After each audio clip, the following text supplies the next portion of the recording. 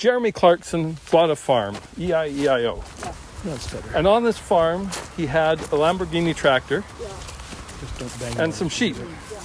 He gets paid for maintaining something in its wild state, and he just has to mow it once a year. But the sheep, he thinks are going to do the mowing, but the sheep are going to eat all the... Well, they already have. He has this whole flock of sheep, 80 sheep, and they eat the whole meadow down. All the wildflowers are gone, and then he puts them on a different meadow. They eat all that within a few days. And he thinks he should be getting paid for this because they're just mowing his field. Yeah. Yeah, okay. So, I think the idea is that he mows it once a year, and the rest of the year it's fallow. Yeah. Okay, here's my dress. And so first thing he does is go out and buy a tractor. And yeah, he comes home with this Lamborghini. Huge tractor. This thing is huge. It barely fits in the barn. What does it do? Well, anyway, so he brings this home, and everybody goes, "Well, what you buy a Lamborghini tractor for?" Well, where can you get a Lamborghini tractor? Well, obviously, that the Lamborghini apparently has a dealership, and wherever he is in the Cotswolds. They have tractors. Yeah, and so. Okay. Well, no, it's just a tractor dealer, the equipment dealership, and apparently Lamborghini makes tractors. So I don't know. Okay. So everybody says this is crazy, it's way too big. And so then his advisor comes and he goes, well, yeah, it is too big, but it also has the wrong hitch. So now you either have to invest in having the hitch replaced, not cheap, or you have to buy the equipment that goes with this hitch, which might be hard to find. You can get your Lamborghini trailers and all the attachments. That's right. That's why they have the other hitch. Yeah. So a cultivator, so that's what I learned. A cultivator is a thing that puts the seed in the ground and then closes the earth after the seed has been put in. It's basically a seed injector. It's like... I thought that was a seed drill. Oh yeah, you're right. The cultivator is that what thing that turns over. Yes, exactly. You're right. Exactly. So he needs a cultivator. He needs the seed drill. He needs I don't know what. I think you can hire the sprayers for fertilizer and stuff. But anyway, so he has all this equipment, and so then he has to learn how to drive his Lamborghini, right? So he hires this. A neighbor of his or a guy from the village that everybody says, God, he's the best. He knows everything about farming. He was born here. He never set foot. Turns out he never set foot outside the village, more or less. Okay. And so, so they're sitting in Jeremy's office, and he's asking him, so what you done already in your life? And he goes, I run a business. What is it? A tractor fix business or something. So this guy has a whole bunch of businesses. I said, how old are you? Oh, 21. Never left the village, is 21 and basically running a what you call that? A business. Well, not a business, several businesses. An empire of businesses. Yeah, an empire. Yeah. Runs the town. And he's this very... Is he the mayor? Probably. And he's this very dry young guy, redhead. And he gives Jeremy shit for having bought this Lamborghini. And so he says, okay, I'll teach you how to drive it. And so, it takes a bit because this thing has 80 buttons. But he manages to drive in a straight line. And then goes, okay, and now we need to attach the equipment. I'll teach you how to, every time you come, you have 5 rows. You do I forget the word now, something, and then 5 rows and then something. And he says, okay, I'll do that. He goes and plows the field. And Kyle, the guy's name is Kyle, comes back and goes, what have you done? Oh my God, this is like so crooked. And you've done the, so it turns out the thing he wanted them to do after every 5 run-throughs is a non, oh, was this after seeding? I think it was that is not seeded, so nothing grows there, so the fertilizer can actually drive through without destroying the crops. So he didn't do that, and the field is uneven. So Kyle says, "Yeah, well, we're going to put because everybody knows that I'm advising you, so we'll have to put a sign here. This was done by Jeremy." Kyle had nothing to do with this. And okay, so they're going around that. So then the fields, they are still seeding, I think, at this point, because they had a window of opportunity. And every day after that they miss, there is so much less yield. Okay, so he goes to an auction thing. He already bought the equipment at auction. And so he goes to the auction. There's nothing but sheep as far as the eye can see. In various pens, you know. And so he has another consultant who tells him, look at this kind of sheep, you know, they're easy to keep, they're friendly, get these. So he starts bidding and ends up with 78 sheep, all female sheep. So this thing about lady sheep and male sheep, and you know, I need lady sheep, but then you will have to have some male sheep to fertilize the lady sheep and blah blah blah. So he buys this bunch of female sheep. He calls them sheeps.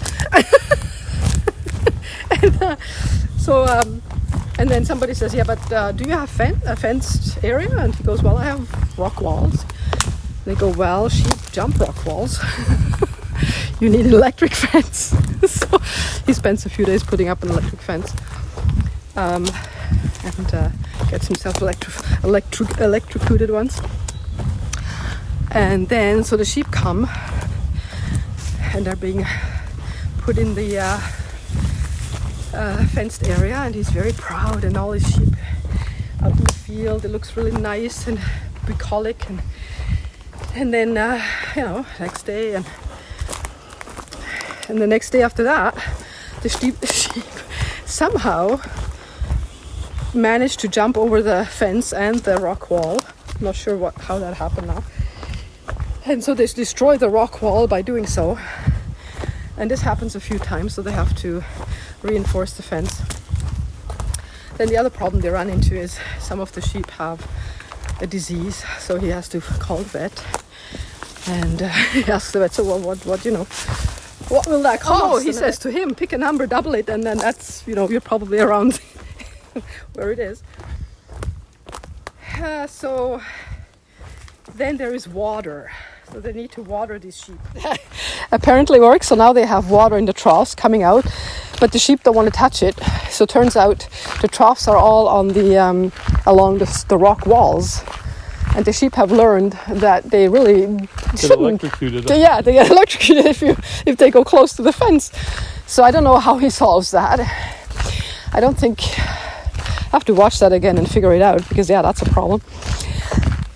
And the next thing is he wants to, of course, have this sheep fertilized. So he consults with the vet, and she says, yeah, you just get the male sheep. And he goes, oh, how many do I need for the flock of almost 80? And she goes, one, if you want to be sure, maybe two. He goes, that's it? Even though those two male sheep can fertilize this whole bunch. And she goes, yeah, it'll probably take them 2 days to do that. If that. So they're having fun with that. And so Jeremy figures he's been underperforming this. Yeah, that's right. And so he asks somebody else to advise him on which sheep to get. And so this guy comes over with these two rams, and they put them in a little pen and to examine them. And he goes, so these have never done the deed before? He goes, oh, they're virgins. So yep. And are you sure they know how to do this? How do I get a refund if they don't? And so on and so on.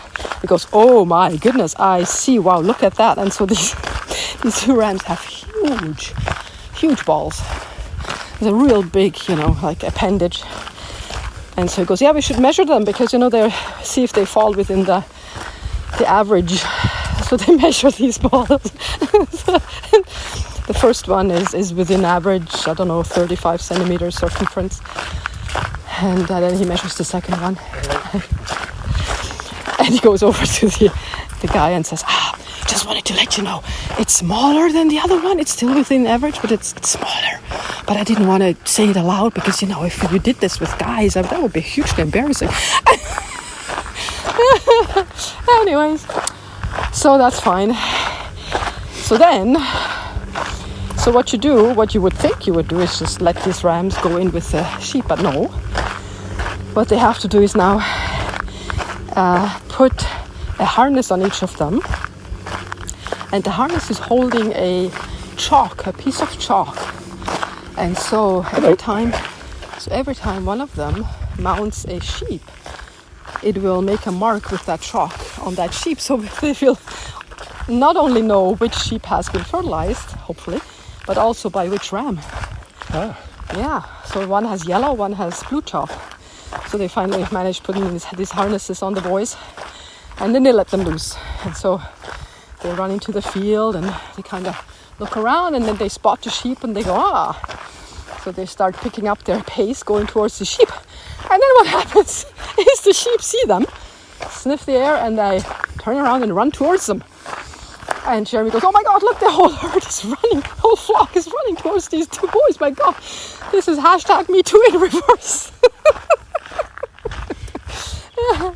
Anyway, so they finally meet up, and it takes a few false starts, and then the boys are really into this.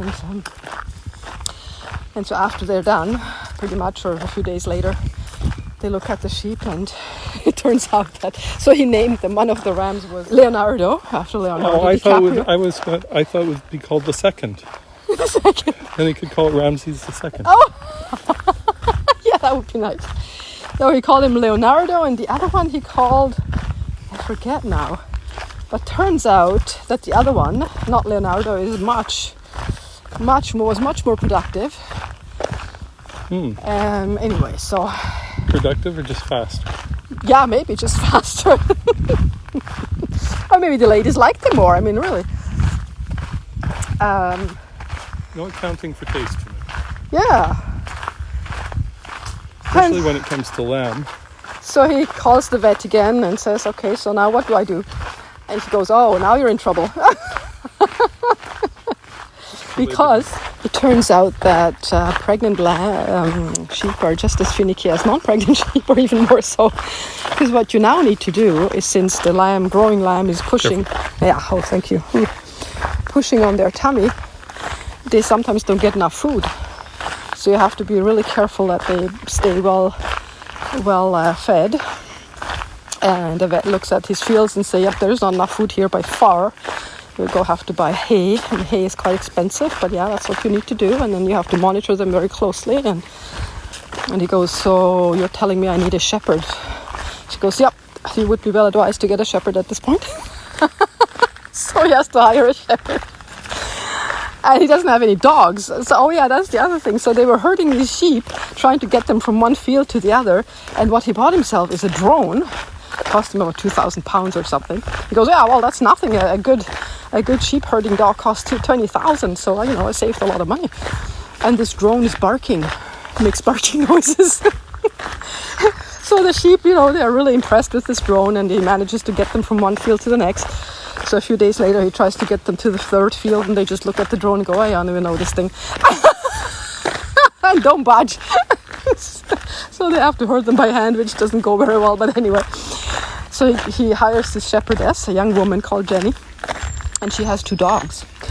And that's actually really interesting to watch her communicate with the 2 dogs by just whistling, and perfectly. I mean, they do it perfectly on this shot. I don't know how many tries it took, but it's really amazing.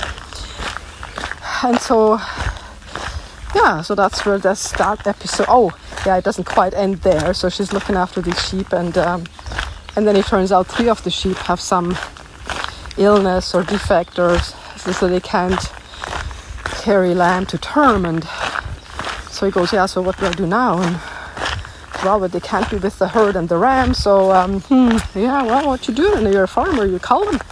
He goes, oh no.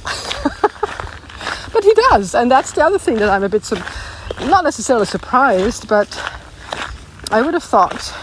I mean, it's I guess with the keeping of the story, wanting to be a farmer, but I would have expected he would find a solution that he could keep those 3 sheep somehow. But I don't know.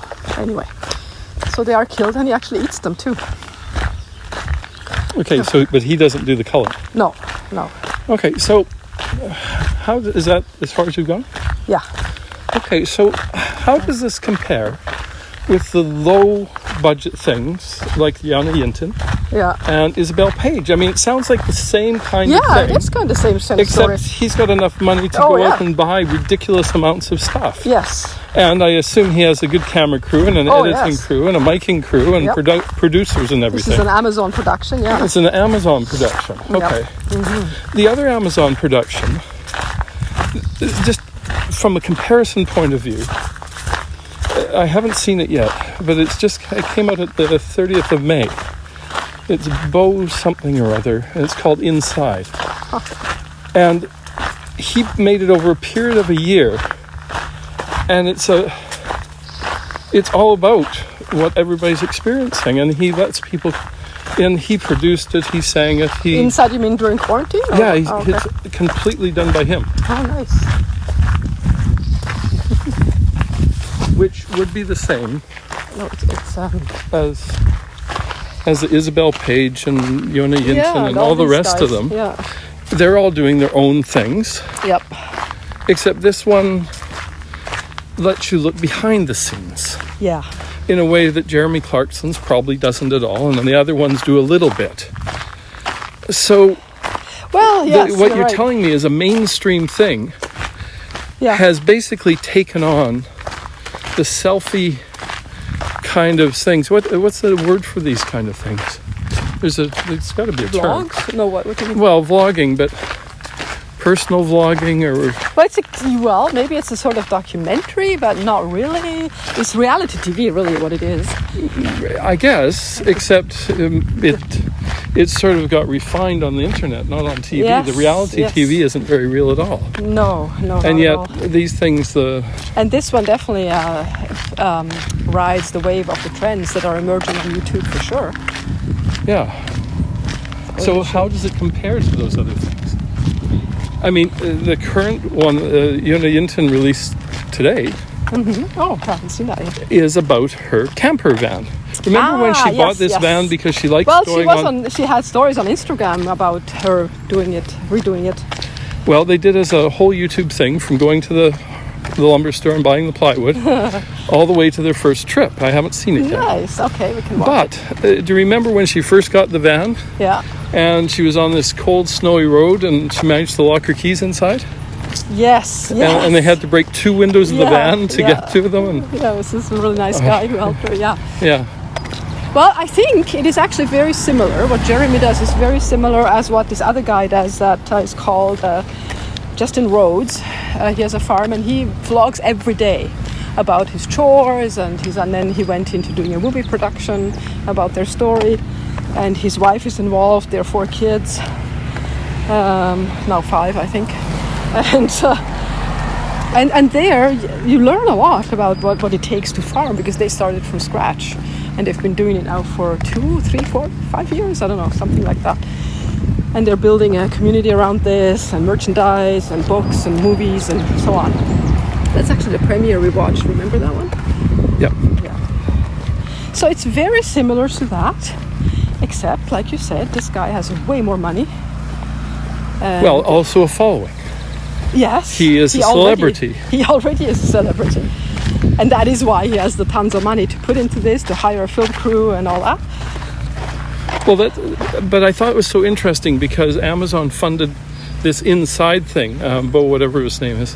Well, Amazon funded this, obviously, Well, too. that's what I'm saying, is Yeah. that they're both comics, one way or t'other, Yeah. and they're a very different premise. One's a well-produced, well-funded thing, and the other one is probably well-produced, but produced entirely solo, Yeah. well in isolation.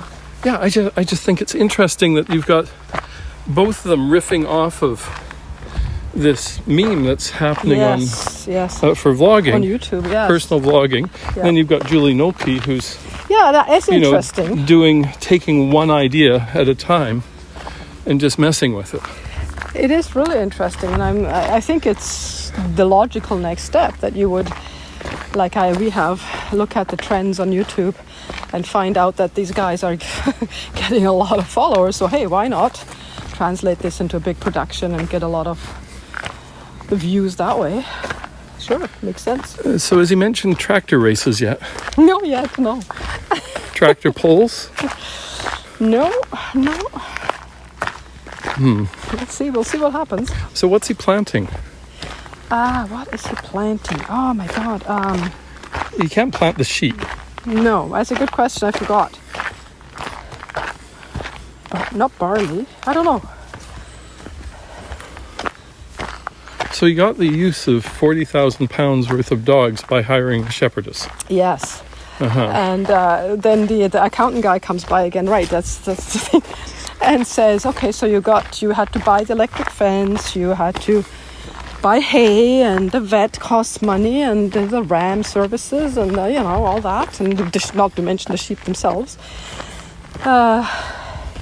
So if I calculate all that, and you can get about £70 max for a lamb at this point on the market, and you might have 2 lambs per ewe if you're lucky, so that's this much. And so he says, oh, and then you had to hire, like the shepherdess.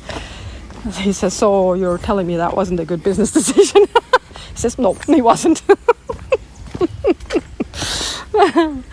Yeah. He says, oh, well, thank you for coming by with your gloomy. So he says it's costing him how much per lamb that he's producing? I don't know. They didn't calculate it per lamb, but it was more than what he would get for it, for sure. I mean, the shepherdess alone cost him basically what he would get for the lambs. Well, remember the books about the vets? Yeah. It sounds a lot like that, except from the other perspective. What were they called? Which books? You mean Harriet? Yeah. Dr. Harriet? Dr. Harriet? It's not quite right. It's close, though. It wasn't called that, but it was, Harriet. It was his last name. But it sounds like it's just riffing on that from the other point of view, from the farmer's point of view. Yeah. I mean, this is a very,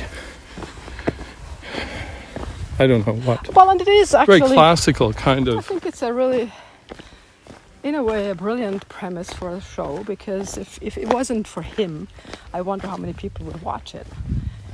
That's a good point.